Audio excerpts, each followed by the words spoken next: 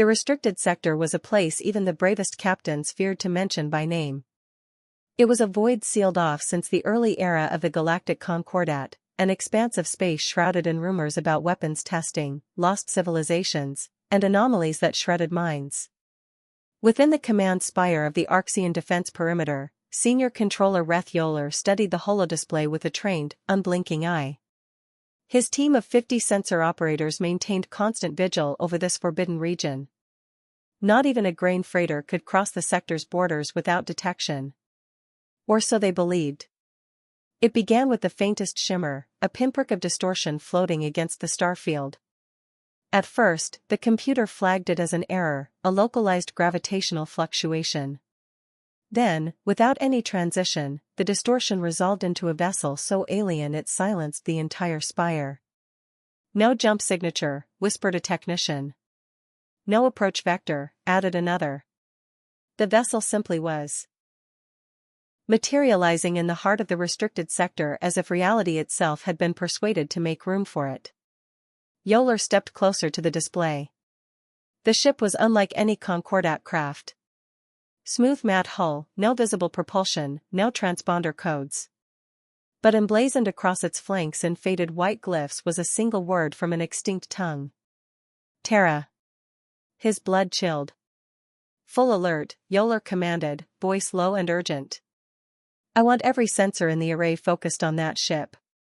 Cross-reference all archives. Notify the Admiralty." Alarms echoed through the station.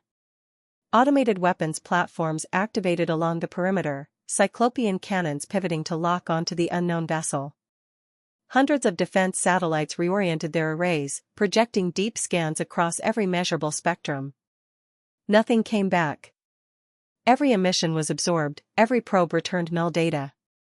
The ship remained a blank shape on their screens, a presence without substance. "It's jamming us," a comms officer insisted.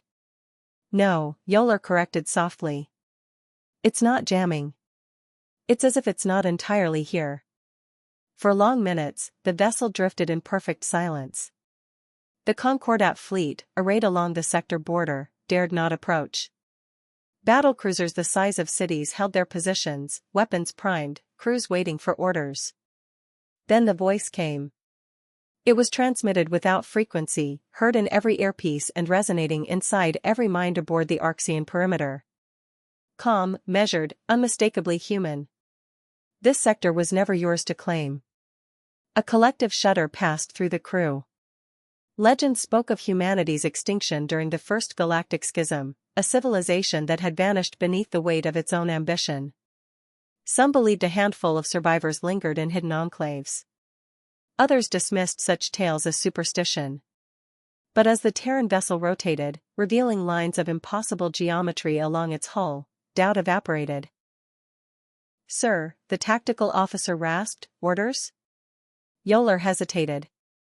If he gave the command to fire, it would spark a conflict the Concordat was not prepared to fight. Yet every protocol demanded no unauthorized incursion into the restricted sector could be tolerated. Before he could speak, the human voice returned.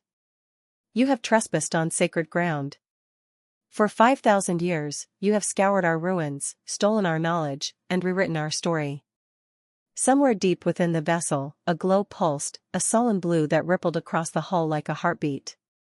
"Today," the voice continued, "you will remember who we were." A wave of power burst from the Terran ship, invisible yet undeniable. Every sensor across the perimeter went dark. Holodisplays flickered and died. Control stations shorted out in showers of sparks. Crew members clutched their heads as the systems around them screamed and failed. In the orbiting fleet, starship reactors went offline one by one. Entire battlegroups drifted powerless, their lights snuffed out. The galaxy's most advanced technology was rendered inert in the space of seconds. And still the Terran ship remained silent, observing. Judging. It was not an attack, it was proof. A demonstration that all Concordat power was irrelevant before the will of those who came before. At last, the systems flickered back to life.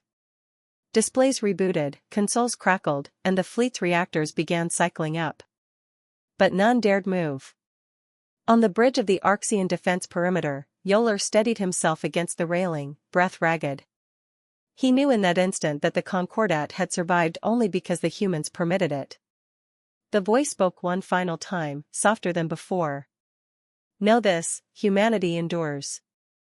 We do not forgive trespass. We do not forget theft. You will vacate this sector, and you will not return. As if on cue, the ship began to fade. Its outlines softened, dissolving into motes of darkness. A heartbeat later, it was gone, leaving only the hush of deep space and the terror lodged in every witness's soul.